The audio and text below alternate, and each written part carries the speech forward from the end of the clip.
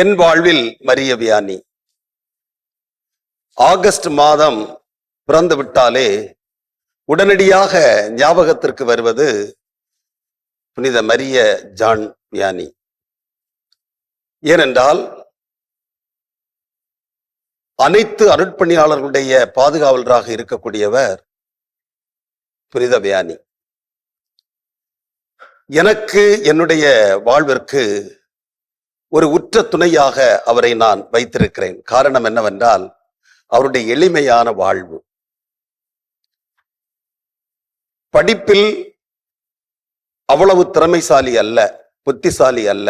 ஆனால் பணியில் மிகப்பெரிய பார்வையை கொண்டிருந்தவர் புனித ஜான் மரிய வியானி.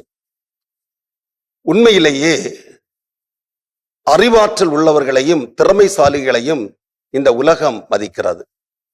ஆனால் கடவுள் எளிமையில் வாழக்கூடியவர்களை, எளிய உள்ளம் படைத்தவர்களை தூக்கி நிறுத்துகிறார்.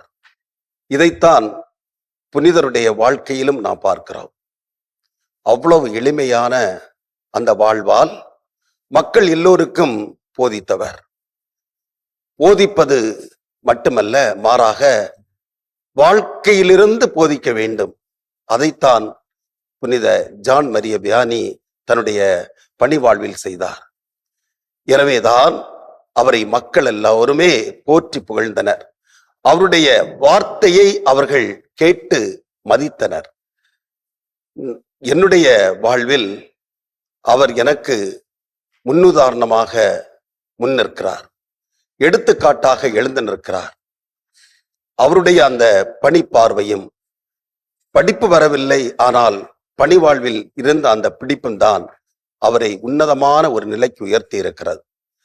இன்று அவர் புனிதராக உயர்த்தப்பட்டிருக்கிறார் என்றால் அவருடைய அந்த எளிமையான வாழ்வு, மக்களை தன்னுடைய மக்களாக நேசித்து, மக்களுக்கு என்ன தேவை என்பதை உணர்ந்து அந்த தேவையின் அடிப்படையில் அவர் பணியாற்றுகிறார்.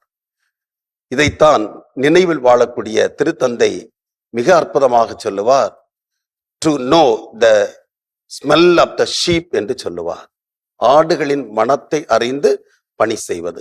அந்த பணியை சிறப்பாக செய்த புனித ஜான் மரிய வியானி என்னுடைய வாழ்க்கையிலும் ஒரு தாகத்தை ஏற்படுத்தி இருக்கிறார். என்னுடைய வாழ்வில் அவர் எனக்கு எடுத்துக்காட்டாக எழுந்து நிற்கிறார்.